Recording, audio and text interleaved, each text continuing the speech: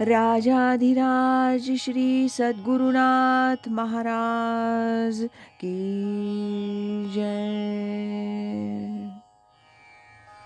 तीर्थस्वरूप परमपूज्य श्री रामराय गोविंद केळकर तथा श्री दासराम महाराज यांच्या वचनांवर आधारित श्री दादांचेच अंतरंग सत्शिष्य ना गोखले यांनी लिहिलेल्या नित्य नवा दिस जागृतीचा या ग्रंथातील आज ऐकूया 22 फेब्रुवारी या दिवशीचं चिंतन। एकाचा विसर झाला की अनेक प्रतीत होतं। मुख्य तत्व विसरलं गेलं की त्याचा विस्तारच फक्त लक्षात येतो। वृक्ष उभा आहे, त्याला फांद्या, फळं, फुलं, पानं आहेत।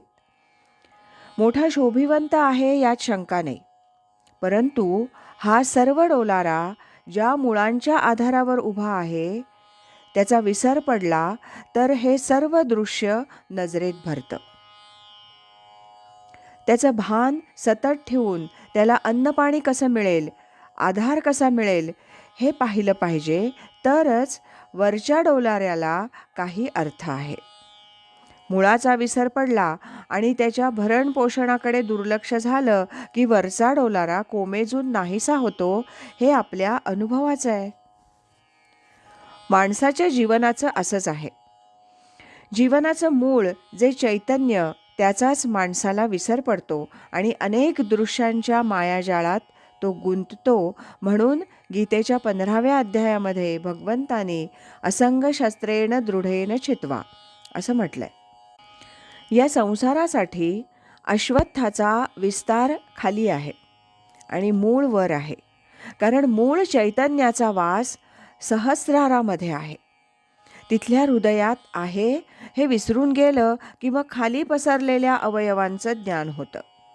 मग देहभान येतं, देहभान आलं की मीपणा येतो, तो आला की मी आणि माझं, तू आणि तुमचं, हे आपलं, हे परक, हा द्वैत भाव निर्माण व्हायला सुरुवात होते।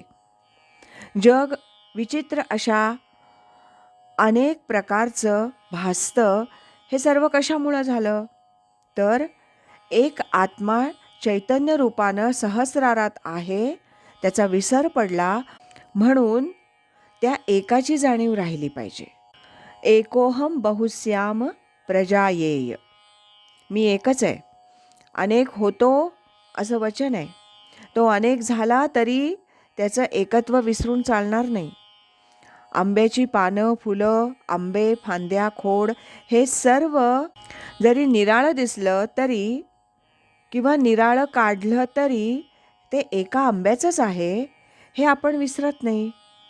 तसंच हे आहे की अनेक दिसलं तरी त्याचं मूळ एकच आहे, तोच आत्मा, तेच चैतन्य, तेच ब्रह्म निराळ्या नावानी, आकाराने, गुणांनी प्रतीत होतं।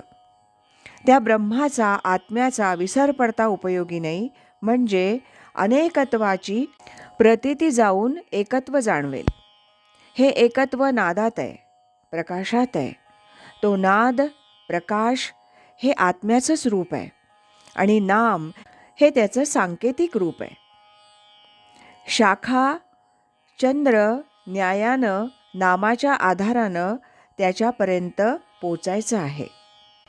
ती साधना तीच गुरुदेव करून घेतात आणि आपल्या कृपेनं शिष्याला अनेकत्वाच्या प्रतीतीतून एकत्वाकडे घेऊन जातात। राजाधिराज श्री सद्गुरुनाथ महाराज की जय।